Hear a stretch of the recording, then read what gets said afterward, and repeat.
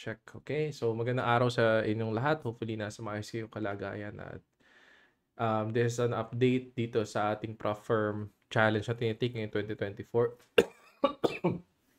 Pasensya na kayo. At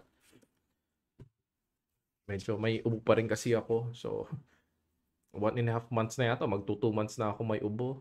Natapos ko na yung 2 cycles. Dalawang antibiotic na yung na-take ko. Dalawang cycle na antibiotic. Pero ganito pa rin. Pasensyahan nyo na. Anyway, so today i-discuss ko sa inyo itong ating challenge kasi natapos na natin yung phase 2 kahapon. We are now funded na din dito sa The Funded Trader Program. So dalawa na yung naipasa nating challenge na parehas na 200,000 yung worth. So combined value nila is 400,000 na yung fund under management natin, which is ang ating minimum target this year is 1 million. So, discuss ko yung mga trades nito. Though nag-transition tayo ng platform, kaya wala masyadong trade history. Kaya balikan ko na lang at alalahanin yung mga notable trades. Discuss ko later.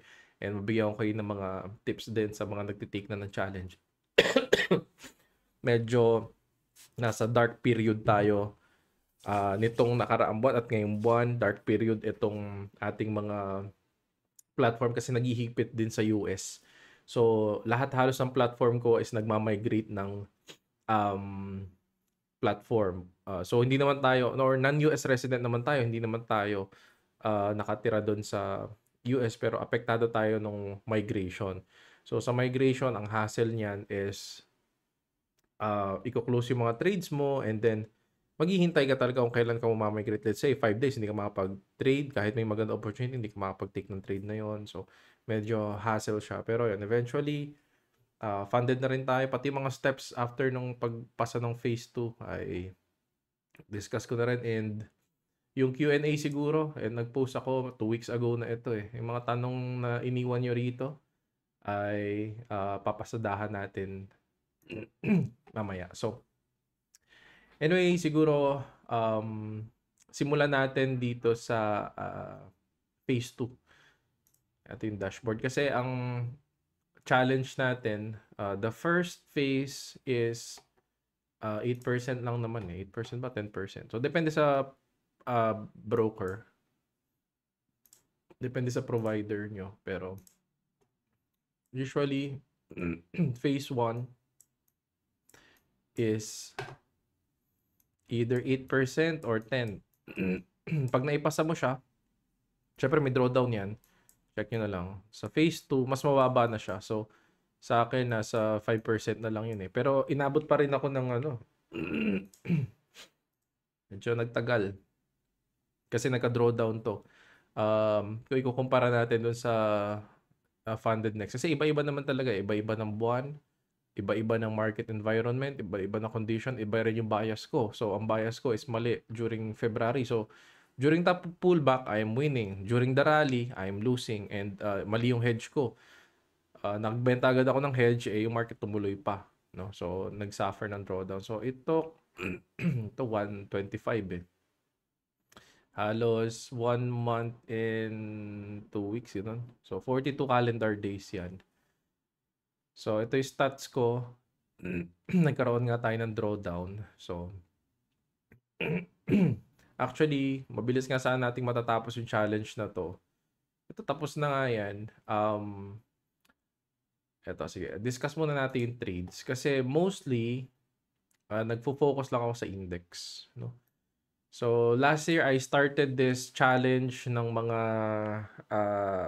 second week yata o third week ng December. No? Nagsimula mag-sign up ng mga challenge na to.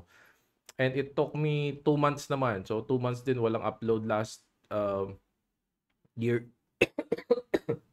Dahil nag-a-adapt ako ng bagong system para i-take yung challenge na to. So, kung nakikita nyo ngayon na ayan, nagiging na tayo, nakakuha tayo ng mga naipapasa natin yung challenge na naging funded. So, ito ay reaping season. So, inaani ko lang yung tinanim ko last year, last quarter na nag-focus ako ng matagal para mag-develop ng sistema. No? para mag-take ng challenge na 'to. Which is, shine-share ko naman sa inyo yung mga ibang bagay na nakapaloob dun sa mga inaral ko. So, anyway, um, last January, ito yun. This pullback, ito, tinitira natin yan. So, nung magsi-17K siya, which is my TP, tapos na sana yung challenge na to. Yan. That is, January 30. So, hindi siya umabot sa target ko. Lumipad siya. No? So, yan yung mga paglipad na yan. Because I am bearish, kumikita lang ako during the time na bumabagsak siya. Kasi ang direction ng trades ko is short. Kapag lumilipad siya, I'm hedging. Ang problema yung hedge ko, tinitipihan ko agad kasi I'm expecting a high and then maging lower high. So, that is my bias. So, high, tapos dito lower high din. No? So, tuwing magte-take ako ng hedge or long position, no, opposite dun sa initial bias ko which is short, bitin. Kaya tuwing lilipad pa mag-exceed dun sa tina-target kong area, dun ako magsasuffer ng drawdown. So, ayun yung trade ko. Usually, umiikot ng SPY, Dow Jones, tsaka Nasdaq. Pero mainly Nasdaq ako nakafocus. So, after the drawdown, yun, naka-recover tayo nung February 20. Ano ba meron ng February 20? Yan. So, ito yung February 20, itong drop na to. Drop and hedge. Tapos, ang binabantayan ko ng laro, depende sa market narrative to. Ang ibig sabihin ng market narrative, nasaan yung istorya ngayon, ano yung pinaka-hottest na asset na dapat kong sundan. Ang sinusundan ko was Japanese yen. So, ito, alam na sa walkthrough, inuulit-ulit ko na this is the government intervention line. No, ang kasama mo na dito was Central Bank ng Japan. So, ito yung intervention line. Which is, pumomba siya. So, ito yung last trade ko kahapon kung bakit ako nakapasa. Hindi totally Japanese yen. Ang tinake ko as short was the Nikkei. So, Nikkei is hitting all-time highs. Na break niya na yung level or yung high noong 1989.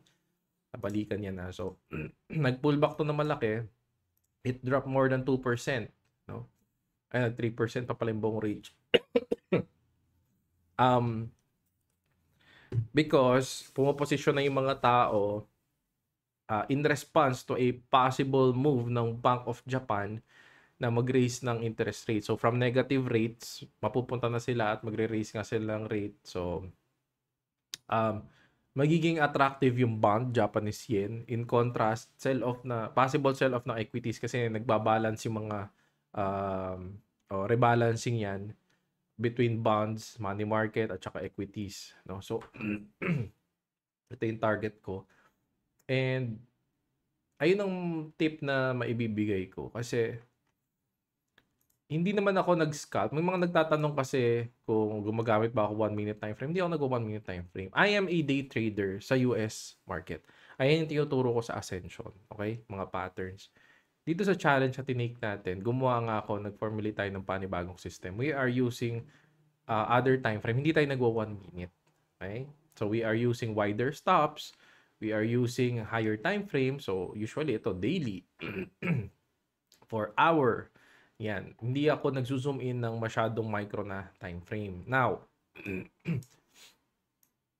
sa buhay ng isang trader, hindi naman palaging tama yung bias mo. So, ayun. Bias ko short. So, kumikita ako tuwing magpo-pullback yung market. Matatalo ka pag lumilipad yung market.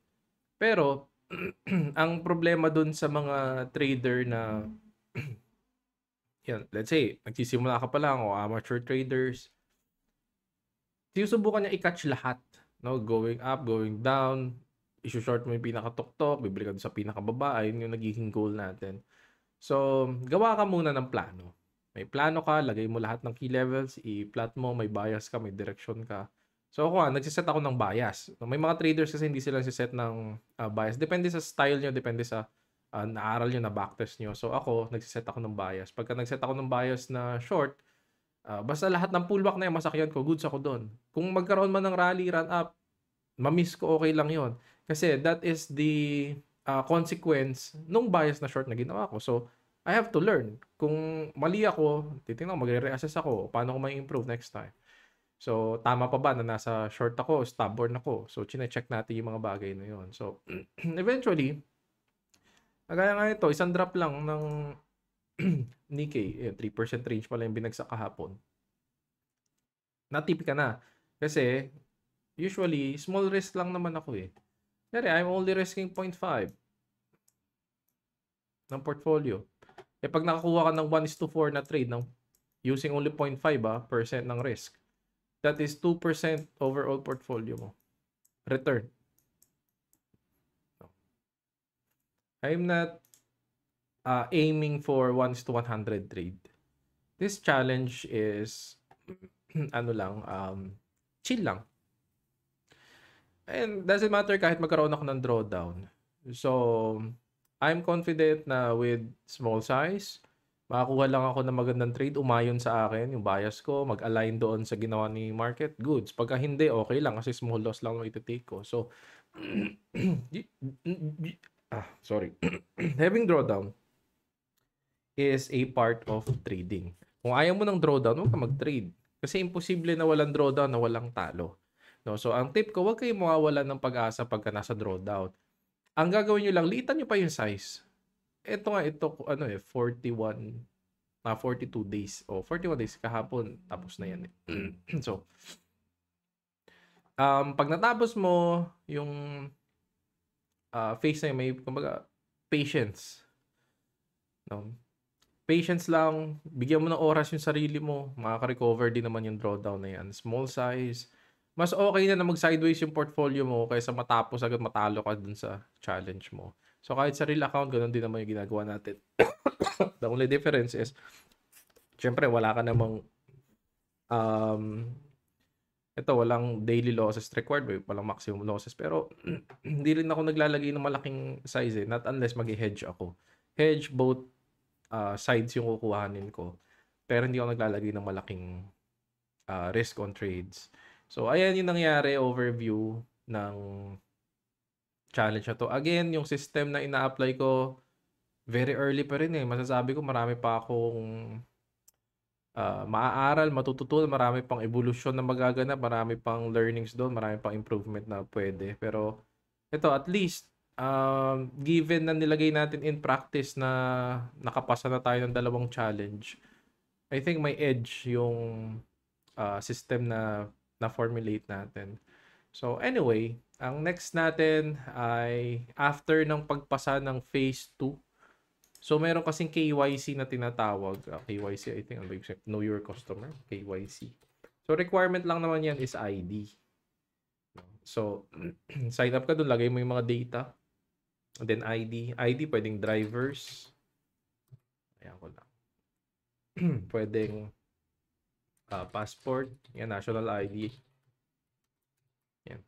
So, mga government issued IDs, pwede yan. And then, kailangan mo ng bill, proof of address. Kasi kung wala ka namang bill, pwede ng bank statement na no less than 3 months old. And then, ano pa ba? Ayun, I think yung dalawang, magsi-selfie ka na.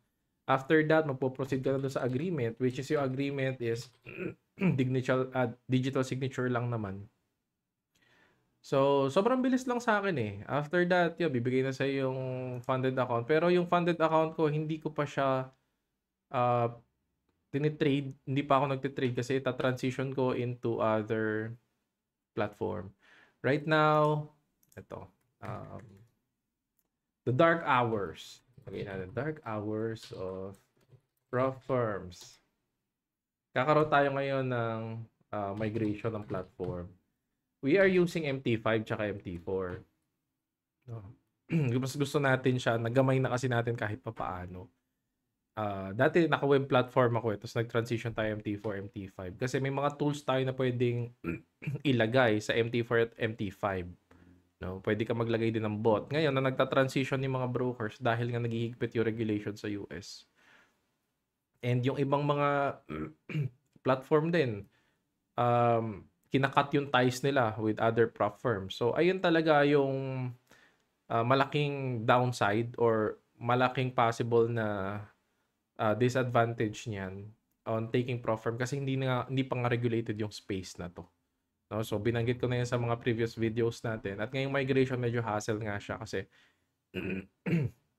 it will take time, it will take days, weeks para mag-transition and mailipat ka. Paano kung mayroong maganda ng trade, may maganda opportunity, hindi ka pa mapag-trade kasi wala pa yung account mo. So right now, I am using DX or yung Voyager. Ang Voyager, sobrang pangit nito. Ayun ang masasabi ko. Kasi nung nakaraan, the Bitcoin is moving higher. Yung volatile yung Bitcoin. I'm trading Bitcoin. Buy sa lahat ng dip. Sell sa lahat ng rip. Sa lahat ng pagtaas. Hindi siya nag-execute. And kahit mag-market order ka, napipending yung order. So, hindi ko maintindihan bakit ganun. So, hassle na execution. Number 2, nagtitrade ka, biglang connection lost. Tapos, pag maglalagin ka, unknown error. So, napakaraming bug. Kasi siguro, halos lahat ng broker dito lumilipat sa DX. Ito na lang yata yung umaampun sa kanila. I don't know. So, ang isa sa pwede kong gawin, transition into yung may traditional prop firm, FTMO. So, ayan yung mga next site to take natin na challenge. And then, isa pa, medyo right now, I am using multiple accounts. Siyempre, meron akong live account. So, using multiple accounts. I'm not copying my trades.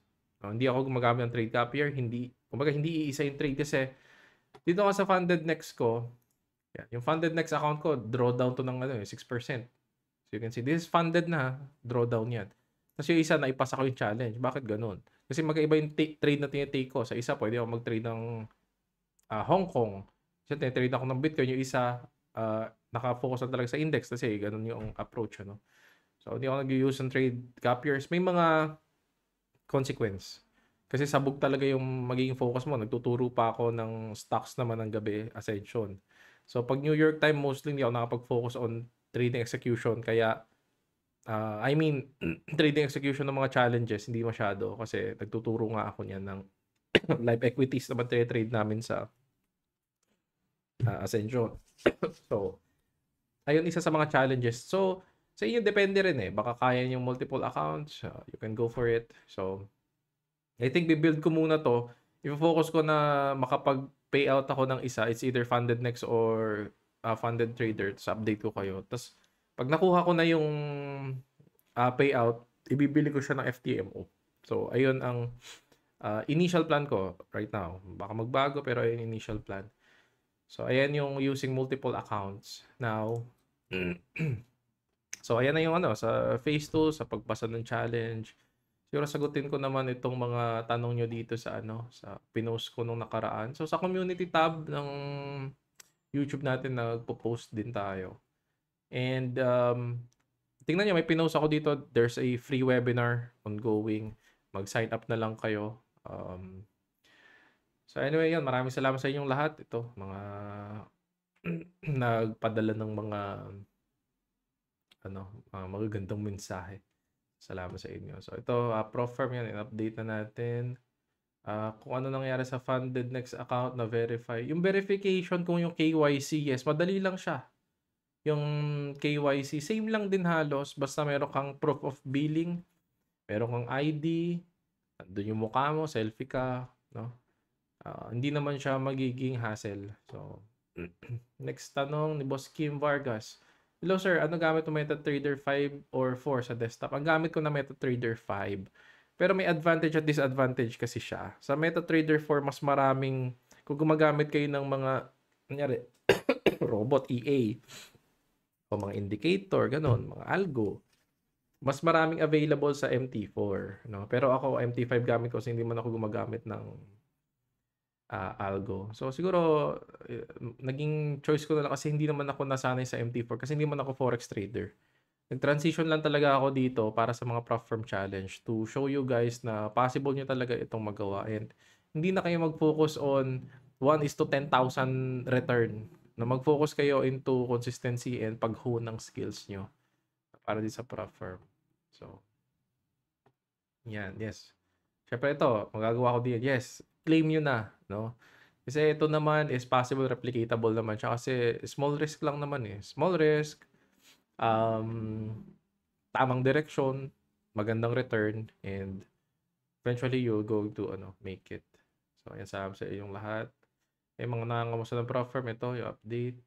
So paano po process ng withdrawal dyan, sir? May mga certain charges ba silang ibabawas sa payout mo during withdrawal? So ito depende dun sa payout. May nagpe-payout ng 70-30, merong 80-20, may 90-10, no? So yun yung bawas. Tapos may minimum fee, I think.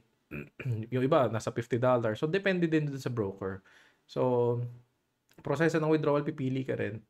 May withdrawal on crypto, merong bank transfer, wire. So i-check nyo po doon kung saan kayo magte-take ng challenge. Let's say sa TFT kayo mag-check o mag-take ng challenge o sa Funded Next. Makikita nyo sa website.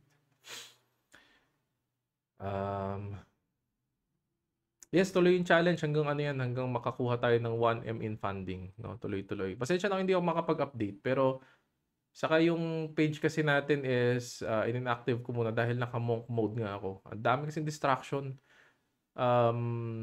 Lalo ngayon na mayroon tayong mga talks na ginagawa, naglalatag ako ng materials. Kaya pero siguro i-introduce ko sa inyo isang account ko pa sa Facebook na pwede yung sundan. I'm going to post updates sa reels and stories, pati yung mga interesting news. So sa mga susunod na video siguro, update ko sa inyo. Next bid, baka pa-explain pinaka-basic ng price action. So price action, ang ugat kasi talaga yan na dapat matutunan, price action, is yung candle. So OHLC, ito lang naman Brad dito kung magsimula mag-aaral. OHLC, what do you mean by OHLC? There's the open, the high, the low, and the close. So let's say we have a candlestick. Anong candle ba yung tawag dito? Ganiring candle. Ito, OHLC pala tawag dito. So this is the opening. Yung nasa left side. This is the open. Ito yung lowest point ng candle na yan. And then this is the high. And this is the close. Eventually, ay ganyan din yung magiging itsura ng candlestick. The open, sabihin natin color white or color green, depende sa preference nyo. This is the close, this is the high, this is the low. So, magsisimula yan. Ganito ang maging analogy for price action. We have alphabet. So, ayun yung letters. Yung letters, pag kinombine mo, magpo-form ng word. So, yung word, pag kinombine mo, magpo-form ng sentence. Sentence, magiging paragraph. Paragraph, magiging isang buong libro. Ibig sabihin nun, consider mo one candlestick as a letter, single letter. Pagka nakakita ka na ng multiple candlestick, let's say ito, multiple candlestick, magkakaroon na ng storya. Magte-tell sa'yo ng word. Diba? Then eventually, dadami yan, makakakita ka ng structure. Structure na yan will tell you a sentence or a paragraph.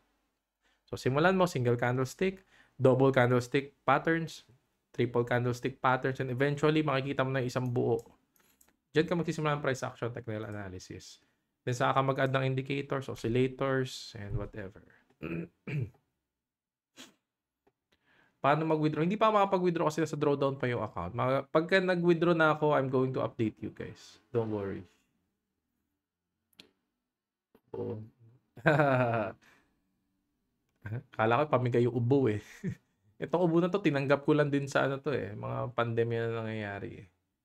Di bale, sa mga susunod baka makapagpa-raffle tayo. Pagka nag-update ako sa inyo nung account na pwede nyo i-follow sa Facebook. Funded, yes, funded na yan. Sundan nyo na lang sa mga previous video, nakadokumento naman yan. So ngayon, pangalawang 200k funding na, so 400k na nga in total. So dalawa na yung natin, yung funded. Kamusta funded ako? Nasa drawdown pa nga rin yung funded account natin. So, hindi ko alam kung masaya ka nag-rejoice o ano ba to, kung sarcasm. Pero okay lang yan. That is normal. Ito, mahaba yung message ni Boss John. I am just a silent follower. Thank you for introducing Prop Firm Challenge. I'm now a funded trader, So, congrats, Brad. Thank you for the free lessons and tips. Looking forward for more day trading strategy, especially sa Forex market. Yung Forex, hindi pa tayo nagsisimula dyan actually. Nagko-correlate tayo ngayon ng pairs kasi nasusundan naman natin yung news. Pero Forex kasi, which means foreign exchange currencies na ito-trade. Index, focus ko, index, oil, gold. Ayun yung mga pinafocus ko. Pwede pa cover. Next, paano ipag-calculate nyo ng exact position size based on your VAR and leverage, or baka may mai-suggest kayong app. So ito, kunyari nasa funded trader ka, Brad, punta ka sa downloads. Meron diyan na anong pangalan ito? They call it Trade Manager eh. Ang pinaka Trade Manager.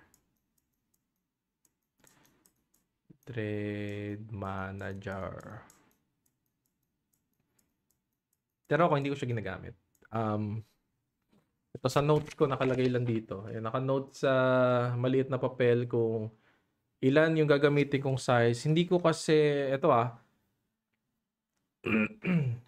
yung quick calculations kasi na yan, pwede nga gumamit kayo ng Trade Manager or Magic Keys, yung tawag. May yung mga terms dyan. Pero ito free. This is free. May libre si Funded Trader, may libre si Funded Next. Lahat may may mga libre. So, hindi ako totally, let's say, ang VAR ko 0.5. Hindi totally na, kunyari, ang 0.5 ng account ko is 881.67 cents. Hindi ako ganyan katutok. Let's say, nilalagyan ko ng rough estimate on value, let's say $500. Naka-flat ako.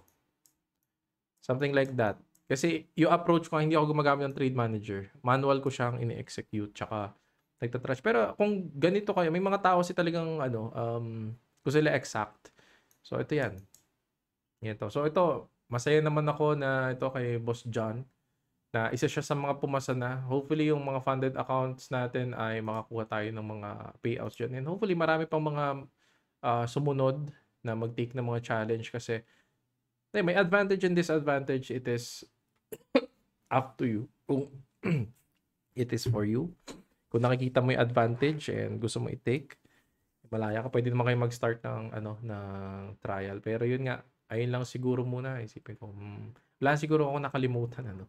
At yun, in-invite ko na lang kayo. May mga webinars tayo na parating for free. I-check nyo sa community tab ng Money Growers PH. We are now 400k in funding. Of course, this is